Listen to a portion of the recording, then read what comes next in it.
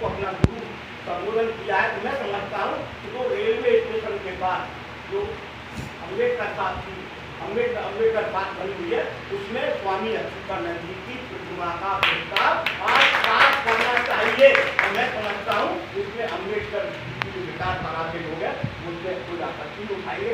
ये जिम्मेदारी हमारे जो ये है समझ।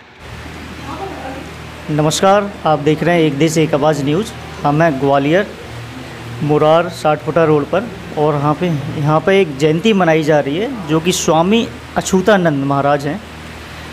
काफ़ी कम लोग हो सकता है इनके बारे में जानते हों और दलित आंदोलन किए हैं। आज़ादी के पहले भी जो कि ब्रिटिश शासन था उसमें भी दलितों के अधिकारों के लिए लड़े हैं। अधिकार दिलाने के लिए अंग्रेज़ जो शासन था उससे भी कई ज्ञापन के माध्यम से, वार्ता के माध्यम से जो पृथक एक अधिकार हैं उनकी भी मांग की है। आज यहाँ पर जयंती मनाई जा रही है। हम लोग आयोजकों से चर्चा करेंगे कि क्या क्या जो कि स्वामी जी ने कार्य ऐसे किए हैं। और बहुत एक ये भी बात है, हिंदू धर्म से बहुत प्रेरित थे और आर्य समाज में भी इन्होंने काफ़ी समय काम किया है। स्वामी जी ने कहा हमें केवल वोट चाहिए और सभी जनता की उसमें भागीदारी है, सभी समुदायों की हुई। ब्रिटिश गवर्नमेंट ने गोल सम्मेलन के माध्यम से वो हमें 1935 का अधिकार दिया। 4 अगस्त 1935 में ये लागू हुआ।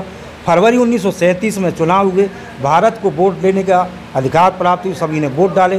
स्वामी जी जैसे कि आप बता रहे बाबा साहब के भी गुरु या फिर बाबा साहब के मार्गदर्शक इनको कह सकते हैं, लेकिन बाबा साहब ने तो हिंदू धर्म त्याग दिया था, बौद्ध धर्म अपना लिया था, उसमें क्या कहना चाहते हैं? बाबा साहब क्या 1930 में बम्बई में हाई कोर्ट में वकालत करते थे और 1900 दिसंबर 27 में उन्होंने एक मणि स्मृति की ब्राह्मण भाई अग्नोती से उनको दहन कराया था। उसके बाद बम्बई में उनका थोड़ा बहुत दबदबा बढ़ा, थोड़ा सा लगा। साहब का बुद्ध धर्म ग्रहण करना सही मानते हैं या गलत मानते? स्वामी जी अच्युतानंद जी के अनुसार तो जो हमने ये कार्यक्रम किया उनके अनुसार तो उनको धर्म त्यागना नहीं था, अपने धर्म में ही अपनी बात को रखने थी।